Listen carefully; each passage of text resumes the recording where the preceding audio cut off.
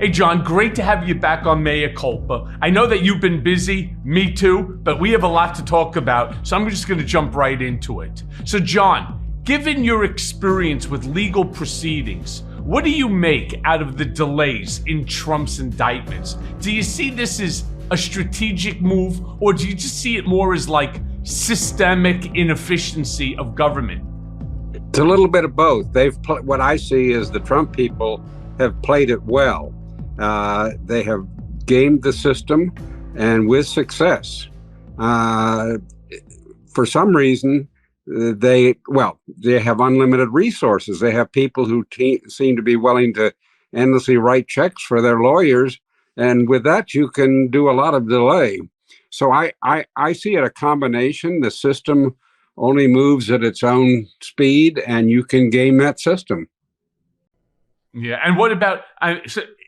To me, I don't understand. Let me ask you a question about the trial that did go forward. Excuse me. I saw some video during that trial, and it looked like me peering at you during one of your mild rants that got into evidence, and nobody knew who it was that you were talking to. And we were not doing it for a video take, and I was kind of peering at the thing, and somebody alerted me to it and said, "Hey, John, that's you." And so, is that correct? That is correct. You know what happened was during. Tell me you're going to put me in evidence. No, yeah, right. Well, I didn't know what evidence they were putting in, but what was funny is, this slope, this stupidest lawyer of all time, Todd Blanche, goes ahead and he decides he wants to start playing a whole series of different mea culpa clips. Well, obviously didn't matter who I was talking to. They just wanted it for the effect, where they said, we're talking about revenge is a dish best served cold. And they started asking me, is that you on? Yes, that's me. And then they said, I started calling Donald like an orange crusted fucking dirtbag Cheeto. And they turned around and they were like, "Did you say that?" And I said, "Yeah, it sounds like something that I would say." And, listen, that's the thing about mea culpa. It's raw, it's unfiltered, but it's accurate. And so, yeah, I did say it, and they did use it as evidence. And I will tell you, I guess they thought that this was going to show some sense of bias. In fact, it did none of that. It brought almost like a chuckle to the jury. So it certainly, in my estimation, did not work out to the advantage that Trump or Todd Blanche thought that it was going to. Clearly did not succeed. Anyway, as back to your line of questioning on the delay, that's typical of their legal acumen and skills. They make plays and they seem to stumble along successfully. It's just they get lucky. They got a judge in Florida. Now they got a Supreme Court that Lord knows how the Supreme Court worked that immunity decision out. Lord knows. Because nobody else can figure it out. You brought something up, John. You brought something up that I find very interesting.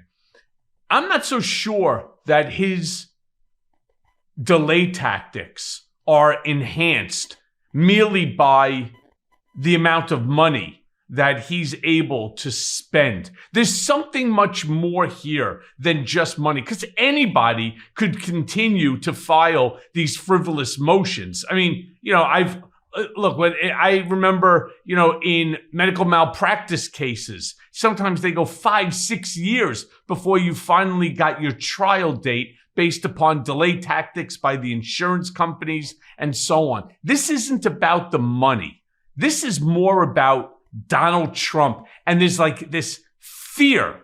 There's a fear of the system going after him. And so it's almost like they're giving him every single possible advantage that is available, whether it's, well, you know what, because he is going to be the Republican nominee, that we have to then, defer, and we have to hear this motion.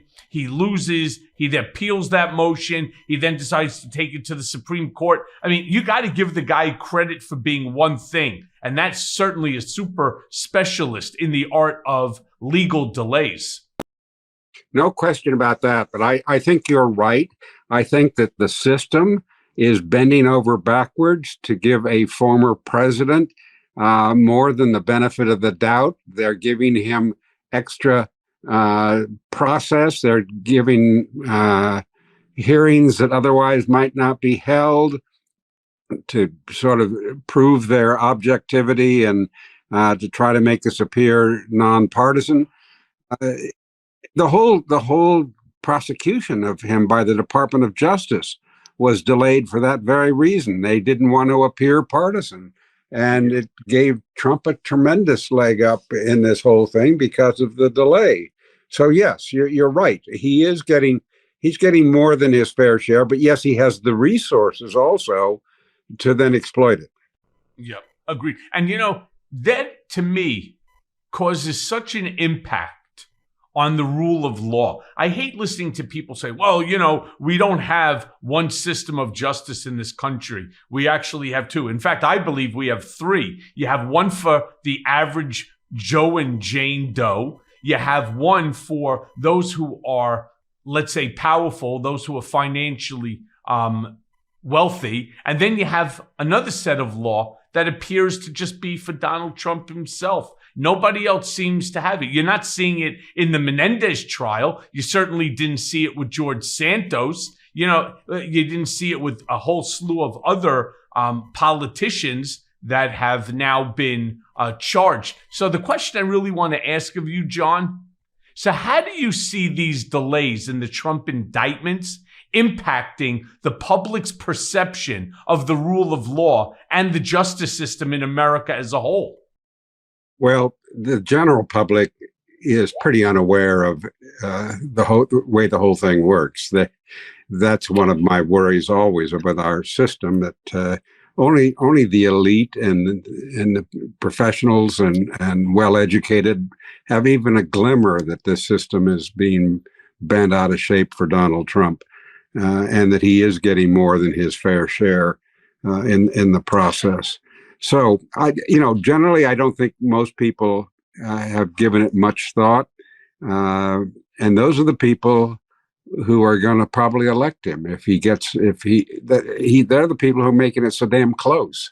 And I'm not a Republican or a Democrat or a partisan in this thing, but I certainly am against Trump. I think he's dangerous as a president. It was incompetence the first time. Now he's surrounded himself with competent people who actually know how to use and abuse the system. And I think we're in for solid hell if he ever gets back in the Oval Office. You know what also bothers me a lot, John, is the fact that you and I can have an intelligent conversation. My listeners here on the Mea Culpa podcast understand because they listen to programs like this one. But there is such a large swath of this country, specifically MAGA, that they don't read and they don't understand. Like Project 2025. What's your thoughts on Trump's endorsement of Project 2025? And how do you see it impacting the future of American governance if implemented, including the dangers that it poses to the entire American population? When I first opened it up, I was somewhat stunned at its size, that it was 920 some pages. I've been debating whether to print it out because it's an easier format than looking at it on the screen. I have been reading chunks of it on the screen. However, it's terrifying stuff. It dissembles the government as we know it. It adopts policies that are about as authoritarian as you can be in practice. The American people have no idea what's in store for them. I don't think Trump, with knowing people, has successfully disentangled himself from it. I think it's going to be hung around his neck, and he's going to have to wear it through the campaign. And hopefully people will get it, that this isn't what they want. Everything from its call for federally endorsed abortion to its really very sophisticated attack on enemies. And now the Supreme Court has given the president an immunity that is just remarkable. It fits into the general thinking of the 2025 plan, but it's the court is also ahead of the 2025 plan in unwinding the administrative state as we know it. God knows it'll be dangerous to drink water. It'll be dangerous to fly because federal regulation could be collapsing under a second Trump term. So this is the election of my lifetime, no question. I never worried during Watergate, Michael, that Nixon would do anything that was going to hurt the country or destroy the government. Never. Was he aggressive? Yes. Did he abuse power? Yes. Was he a threat to democracy? No. He also happened to have a conscience, which is a huge difference between Richard Nixon and Donald Trump. And Nixon, at one point, as you know, was the standard of unacceptable behavior. Trump is so far beyond that level of unconscionable and improper political behavier that they're not even comparable anymore. Trump just has carved a new level.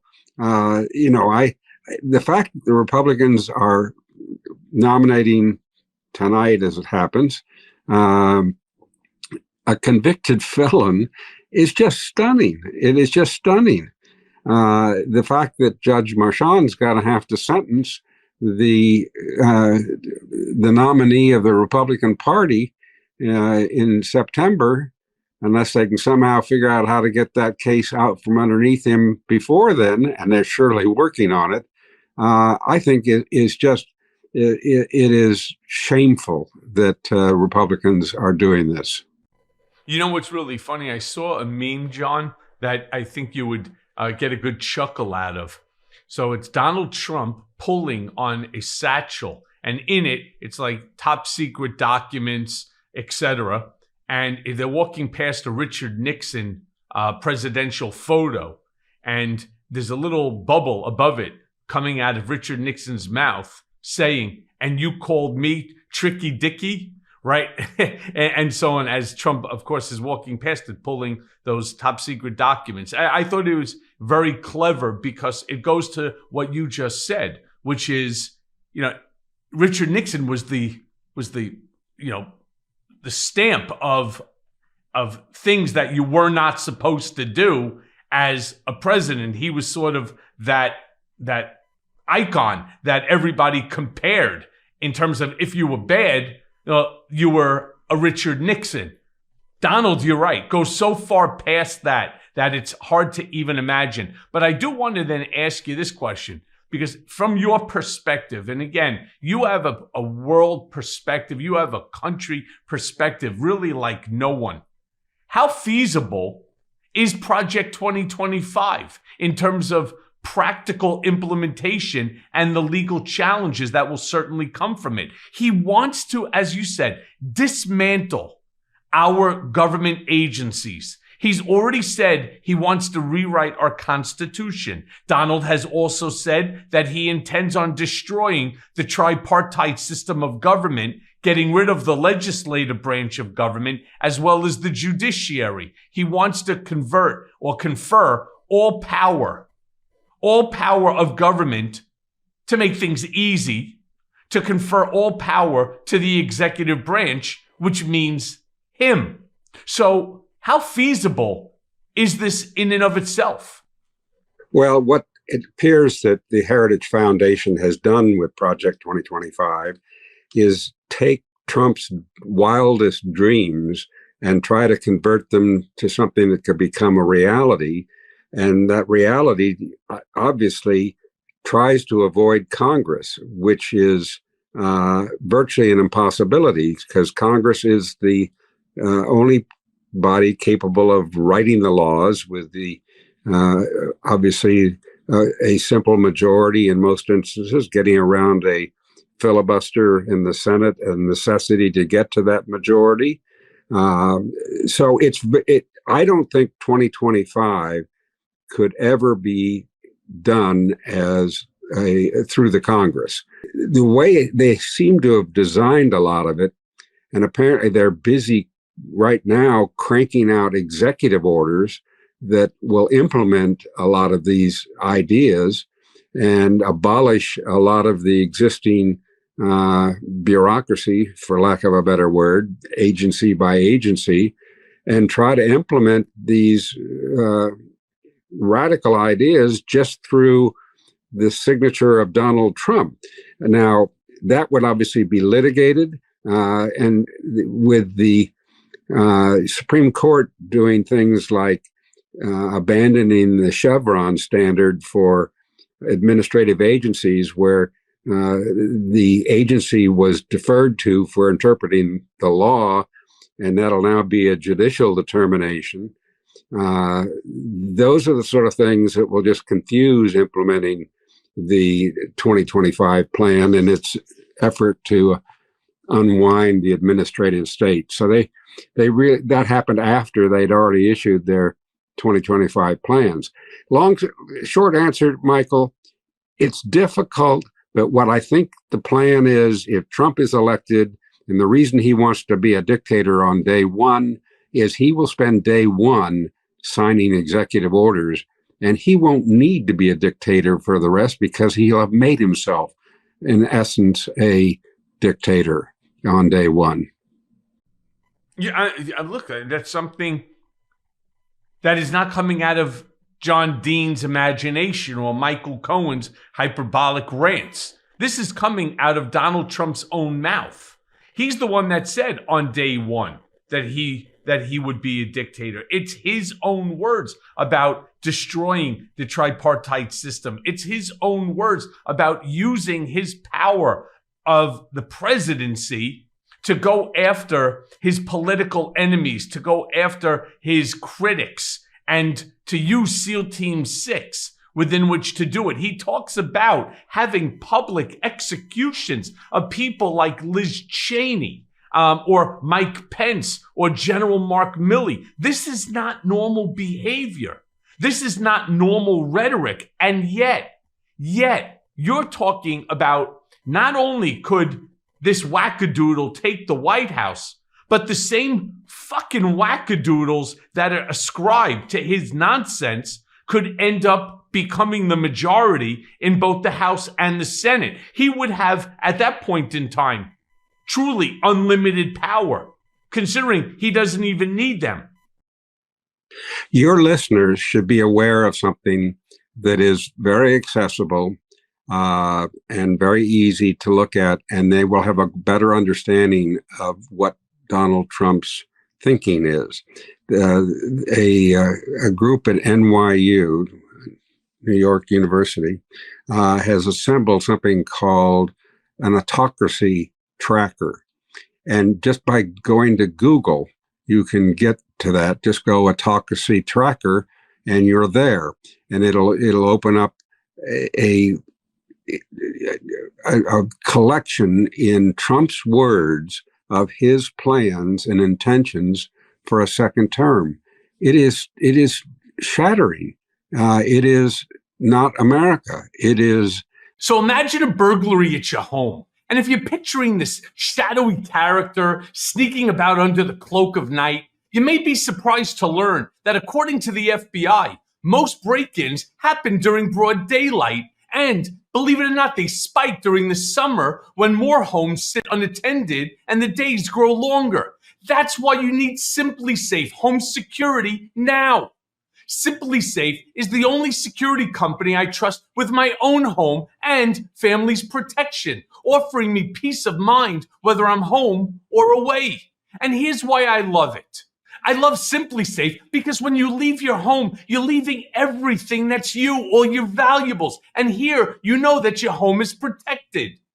With fast protect monitoring and LiveGuard protections, Simply Safe agents can act within 5 seconds. Get a look, within 5 seconds of receiving your alarm, and they can even see and speak to intruders to stop them in their tracks. You'll never be locked into a long-term contract, so you can cancel anytime. Pricing is transparent and affordable at less than $1 a day with no hidden fees ever. And Simply Safe has been named Best Home Security Systems by U.S. News & World Report for 5 years running and offers the best customer service in home security according to Newsweek. It's easy to install and activate your Simply Safe system in less than an hour, or choose professional installation to have a pro do it for you. So my friends, protect your home this summer with 20% off any new Simply Safe system when you sign up for Fast Protect monitoring, and just go and visit right now, simplysafe.com/mea culpa. That's simplysafe.com/mea culpa. That's Simply Safe, SIMPLISAFE.com/mea culpa. There's no safe like Simply Safe. It is he's taken ideas from everybody from Putin to Orban to his wildest fantasies and made these his proposed policy. His platform from the Republican convention is a capsule of nothing that will overshake or really concern most people that have any sense, because they're nothing. There's no implementation. There's no idea how you'd ever get these things done. He's softened them to make them look very middle of the roadish when they're not. But the autocracy tracker run by Just Security is really a remarkable document. So if you haven't visited it, do. And it has a complete catalog of all of his plans that are pure autocracy. Yeah. You know, it's funny because, again, Donald calls for the public execution of people, again, like Liz Cheney, General Milley. He's calling for executions of people like Mike Pence. And yet, just a couple of days ago, there was an assassination attempt on Trump himself. And I love now how they have somehow managed to alter reality, to whitewash history, and to make it seem as if though this assassination attempt is the direct result of Joe Biden and the Democrats, despite the fact that this 20-year-old that took the shot at him happens to be a registered Republican and a Trumper, so to speak. My question to you. Also, the FBI that's going through his telephone reported yesterday that he was looking not just at Trump's, doing a phone search, not just on Trump, but on Biden. He was looking at the royal family in Britain. He was looking at the director of the FBI. This is not a political plan. This is a screwball who the Secret Service looks like, working with local police, didn't do a very good job of checking him when they could have. Yeah, agreed. So, John, my question really to you is, obviously this assassination attempt on Trump has shocked the nation. But how do you think that this event will affect the political climate, as well as security measures that are being taken around political figures? Well, apparently, because Iran had already upped the stakes of trying to take Trump out, and he was notified of that before the event where in Butler, Pennsylvania, where there was an attempt on him that was totally unrelated. They had increased security for candidate protection. There are limits in what they can spend, and they have to rely on local law enforcement because they don't have an open budget. That may change as a result of this event, but I'm sure he has a full complement already at this point post the attempt. How's it all going to play out, though? I don't think it's going to play, notwithstanding his wearing his white bandage that is highly conspicuous when I've heard several doctors say, you could have neutral colors that wouldn't stick out nearly as much. And of course, Trump has refused to report the degree of his injury. Whether he's had surgery on that ear or not, we don't know. His medical information remains sealed, as just it did during his presidency. So we don't know really what the extent of his injury was. We just know it was close. The guy was not a very good shot, and apparently had pulled them off rather quickly when he was being pursued at the time by the local police. So how's it going to play politically? I don't think sympathy is support. I think we all have sympathy for a public figure in that situation, but that doesn't translate to support for that individual and their politics. And much of the tone that he sets in the campaign will bring us back, I think, because he doesn't seem to be able to contain himself in anything he does, Michael, as you well know, that we'll just be back to where we were before the attempted assassination. And, I think his greater threat is when a government like Iran is trying to take him out to as retribution for his attack on their military and their top military leader. That would, to me, provoke more sympathy than a would-be assassin who is obviously a screwed-up kid. Yeah, it's funny that you talk about that white gauze, that sort of mini My Pillow that they shoved onto his ear. My father is a otolaryngologist, an ENT, head and neck reconstructive surgeon. When I was a kid growing up, I was doing stupid shit all the time, and I was jumping from couch to couch. I missed one of the couches, fell backwards, and I actually sliced part of my ear off, my right ear, on the side of the brick, the side of the brick fireplace. And I have all the scars in the back of the ear to show it. And part of it was sitting on ice. My mom had shoved it in ice. My father, thank God, was on his way home. And my dad reattached it and he sewed it back on, the whole bit. I remember when they sewed it on, I had obviously many stitches as a result. They used steri strips within which to hold it both front as well as back and so on. So I said to a friend of mine who happens to be a facial plastic surgeon. We were out for dinner the other night and I said to him, "The fuck is that on Donald's head?" So he goes, "I don't know." He goes, "I've been practicing medicine for like 20 years now as a surgeon." And he's really a skilled surgeon. He goes, "I've never seen anything like that in my entire life." So I said, "Well, who came up with it?" He goes, "Honestly," he goes, "I have no clue what the hell that even is. It looks like they took a bunch of gauze, wrapped it into a square or a rectangle, and then put some medical tape on the back of it. And then they just affixed it to his head." I mean, it just doesn't make any sense. It's not going to protect the wound.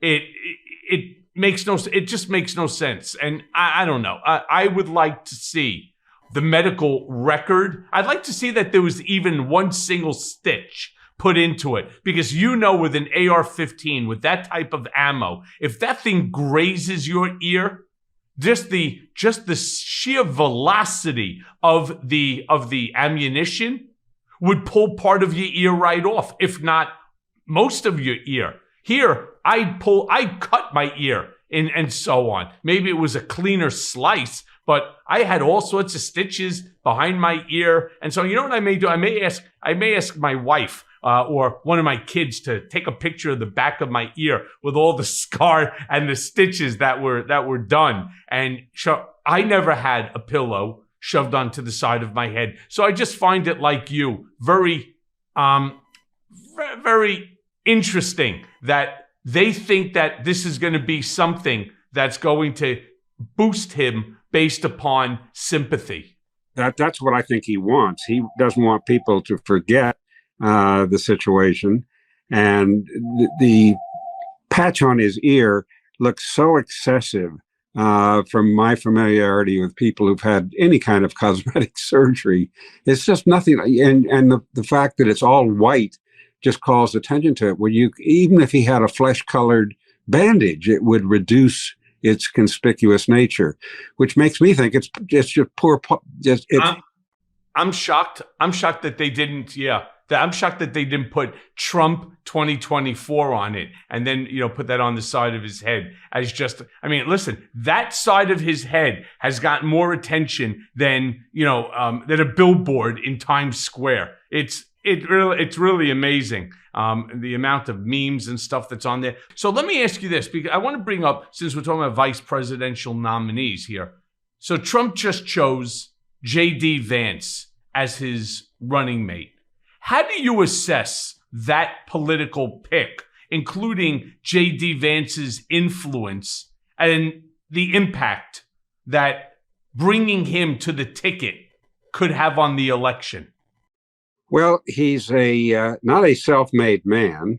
He is a candidate of two billionaires, Peter Thiel and Elon Musk, who have been funding him for years now. He is a total opportunist. We know where he was on Trump when Trump first came down the escalator, and his early reactions to Trump and honest reactions to Trump. So Trump is an acquired taste for JD. I think that there was a lot of, he's a shrewd operator. He knew where to go and whose ear to get a hold of to lobby Trump. And Trump, for reasons that mystify me, because I'm not a very good judge of this, thinks he's handsome. I thought Trump had a lot of trouble with facial hair, and he's got a vice president full of it.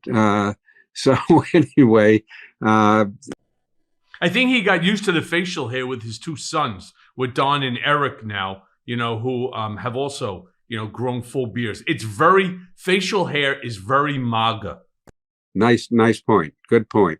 I think J.D. Vance is going to initially out of the box look good, but not wear well.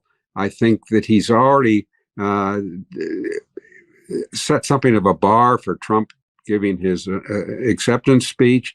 I didn't watch the totality of the speech because I just can't. I can only take Republican bullshit in so many doses now, and not. It's hard to swallow. So I had the sound off, but he seemed graphically to be in good command, and I did catch a few clips, but I think he set a bar that Trump is one of the worst speakers in the history of the presidency. So maybe that'll get him to do a little rehearsal and be a little better with his teleprompter. But I don't know. We'll see. I think there'll be a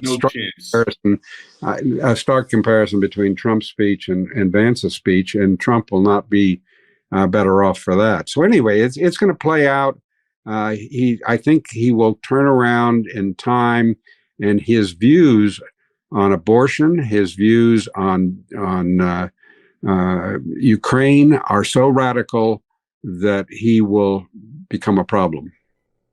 Well, you know what? Not just you were bored with the RNC convention. There's photos of Donald fast fucking asleep with Don Jr. during Don Jr.'s speech. I mean, I got to tell you, I watched it, and I watched Don Jr. because I've known him for so long. And I tell you, he was completely uninspiring in what he was saying. Your sex life is important, but your schedule is just busy. And you don't have time to go to the doctor's office to get treated for ED. Through HIMS, you can get a personalized ED treatment without stepping foot outside your door. HIMS is changing men's healthcare by providing access to affordable sexual health treatments, all from the comfort of your own couch. HIMSS provides access to a range of doctor-trusted ED treatments, such as chewable hard mints, proven treatments like Viagra and Cialis, or their generics for get a load of this, for up to 95% cheaper. The process is simple and 100% online. No uncomfortable doctor visits. So just answer a series of questions on their site, and a medical provider will determine the right treatment option for you. If prescribed, your medication ships directly to you for free. And no insurance is needed. Pay one low price for your treatments, online visits, ongoing shipments, and provider messaging. I mean, HIMSS has hundreds of thousands of trusted subscribers. So if ED is getting you down, it's time that you find the option that works for you. So go right now and start your free online visit today at HIMSS.com/Cohen. That's HIMS.com/Cohen for your personalized ED treatment options. That's HIMSS, HIMS.com/Cohen.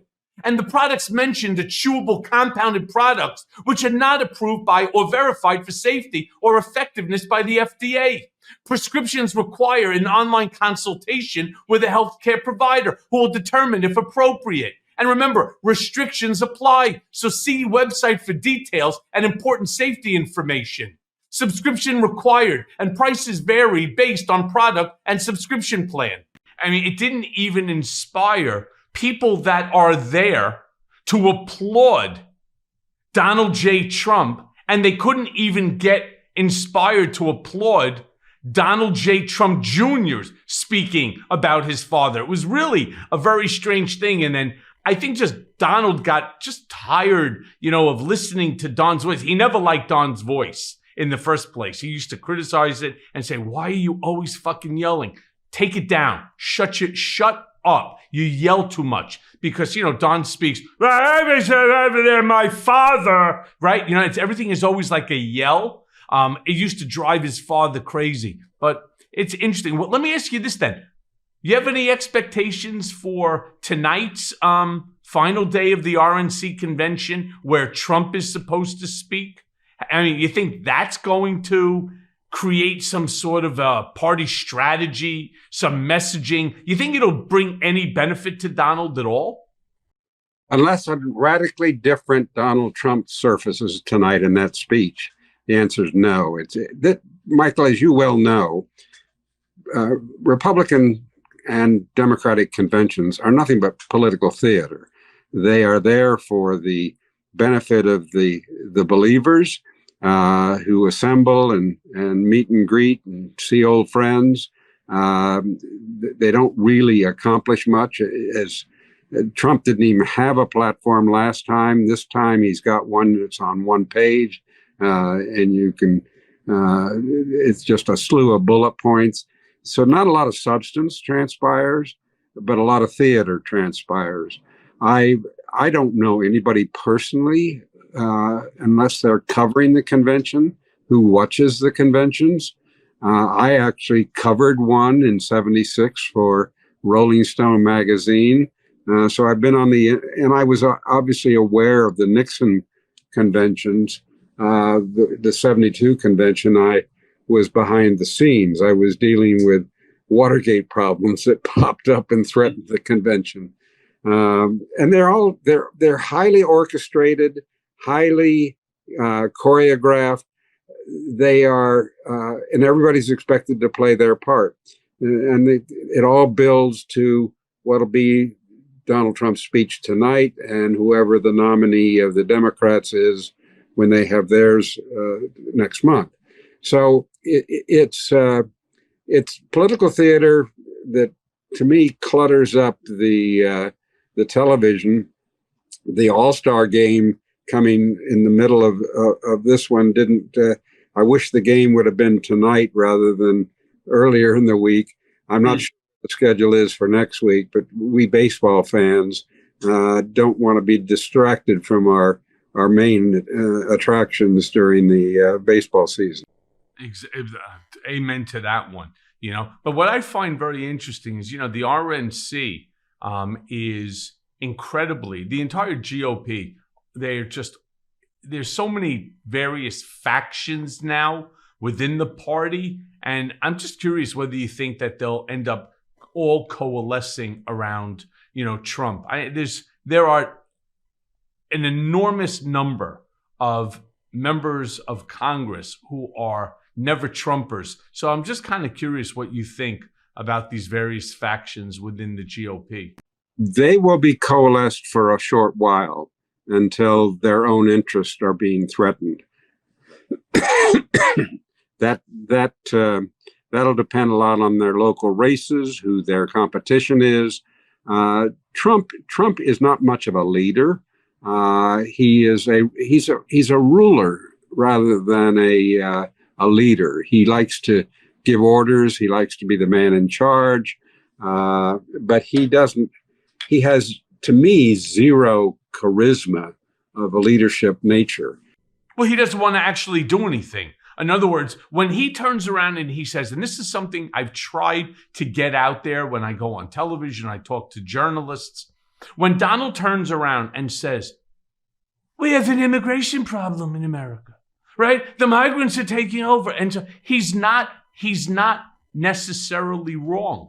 America has an immigration problem. In fact, we've had an immigration problem now for probably more than 50, 60 years. That is not something new. It's like saying climate control, it's an issue for the world. Yeah, we all know that climate change is a real problem. But what's the solution? Is it any different than when Trump tried to destroy the Affordable Care Act because it was called Obamacare, and his goal was to eradicate Obama's name from the annals of history? I mean, the problem that you have is what he's saying, we all know it to be true. Will you go back to the immigration? Immigration has been an issue in this country for decades. Fine. You called it to the forefront, Donald. Now tell us, what are you going to do about it? How are you going to fix it? No. That's not what he does. He wants to tear shit down, but he has no solution on how to build it back up. Absolutely. You have it firsthand. I'm surprised he built the buildings he has built and done the deals he did. We've also seen him take going concerns like casinos, which are almost, excuse me, a casino's almost impossible to screw up. The odds are so in favor of the house, but yet he bankrupted several of them. He must have been had his hand in the kitty way over what is the norm. But anyway, he's an exploiter of people. He doesn't know how to use them effectively. And I think what I have watched now, between his first bid and this bid, where he is again out in front, is the first time around he had no idea what he was doing at all. People now know who he is and that he's an empty vessel, and that's why people like the Heritage Foundation and some of his former staff, who knows how to play him, are playing him, and they want to get, the Stephen Millers want to run out every face of color that they can out of the country to make it a white America, and figure this guy is the tool and the vessel to do it with. And Trump doesn't really, I think he probably doesn't give a damn, just so he's getting the limelight and the attention that he feels he needs. And he can play like he's a president and a powerful person, but he doesn't give a damn about this stuff, in fact. No, he does not. So then let me ask you this then. How do you think then that we Democrats need to navigate the current political landscape? Trump's influence is at a zenith. And if it doesn't come down from here, this country's in trouble. If Donald Trump is in the Oval Office come January 21st, we're in trouble as a country. You and I, Michael, might share bunks at Quantico. God knows what's going to happen. It's Katie bar the door. It is not going to be the country we know, and Trump has made that clear. He is being restrained to try to not become the radical candidate that he really is. He's radical because he's surrounded himself with radicals. He encourages radicalism. Look at the Supreme Court. John Roberts has now driven over the cliff with the rest of the conservatives. There are no restraints on this man, and we can't operate in any kind of tradition we're familiar with. And I think, the big money that's behind this, the greed money, is just so obscene at this point. How they're buying into it, because I think they'll be able to do whatever the hell they want. Right. And the funny thing that they don't realize, and I said this on TV, I've said it everywhere, to every journalist that'll listen to me. Guys like Elon Musk, like Peter Thiel, guys like I saw, according to Donald, that the Winklevoss brothers are also backers of Trump. There's like 20 different billionaires that are all backing Trump and his campaign for the exact purpose that you just stated. They all think that there's something in it for them, that they're going to be able to amass even greater fortunes than what God has been good and blessed them with. It's that greed factor. But here's the thing that these people don't understand. As greedy as they are, Donald is greedier to the nth degree, and he will pull a Mohammed bin Salman on them. In fact, it's the only thing that I would actually look forward to during a Trump presidency, is watching as these top 20 rich mega billionaires get pulled down by SEAL Team 6 to Mar-a-Lago, get placed on the floor, and hung by their necks until they sign over their wealth to him. Exactly what Mohammed bin Salman did to the other members of his royal family, claiming that they stole this money from the United States government, and the government wants it back. However, the account that money's going into doesn't belong to the U.S. government. It's going to belong to Donald J. Trump. I am certain that he's going to do that. It's not that I don't think Trump could have those thoughts.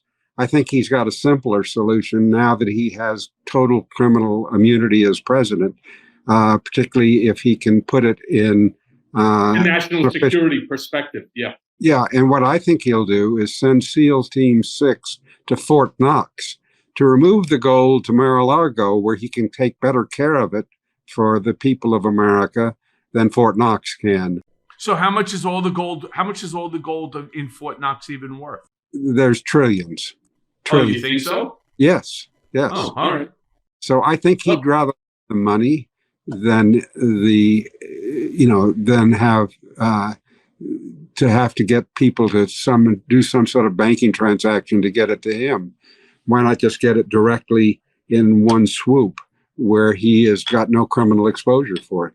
Well, I don't think he'd have criminal exposure if he took them. Think about it this way too. Where did Elon Musk, where did his $300 billion fortune come from? It came from EV rebates from the government. And it's an easy argument to make that money never should have been given to you. It was acquired by you via fraud, right? By a tax fraud on the government, and the fact that you don't pay any taxes at all, blah, blah, blah. And then you turn around, you sign over $299 billion of that $300 billion to me. I'll let you keep one, or I'm just going to send you off to Guantanamo Bay, where they're going to beat you till you're freaking dead. And he'll do that to each and every one of them, because all of these guys have played games with some form of law, with the government and so on. And it's just the way that it is, right? But let me sort of kind of like end, because the hour goes by really, really quickly here. I mean, if you would, because how many people get a chance to spend time like I do with the great John Dean? I'd love for you to give me a historical parallel, if you can, drawing from your experience with Watergate, you see any historical parallels in today's political climate that we should be mindful of? Well, it was very striking that the parallels are all 180 degrees away from what happened during Watergate.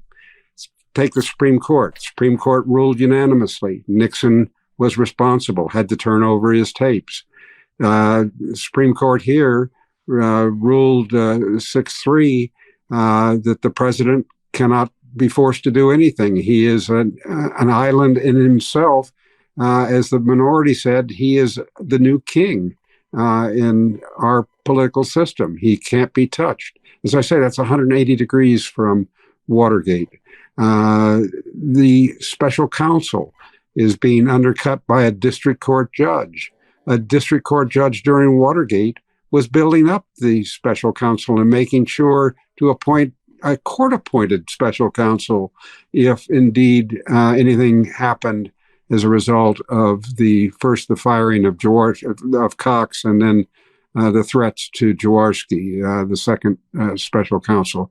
So all of the Watergate precedents are just being turned on their head, Michael, with this guy, Donald Trump. And it's baffling. The history of Watergate is now meaningless for what is acceptable and unacceptable for government officials and abuse of power at the highest levels. So we'll have to see how this all plays out. And hopefully it comes to an end in early November of this year, and the beginning of the end of Trumpism is ushered in. If it's not, I don't know what the hell I'm going to do, and I don't know what some of my friends will do. I don't know what you're going to do, but we're all looking at a very, very grim situation. Look, I've already been there, as you know, with an unconstitutional remand. It can get worse.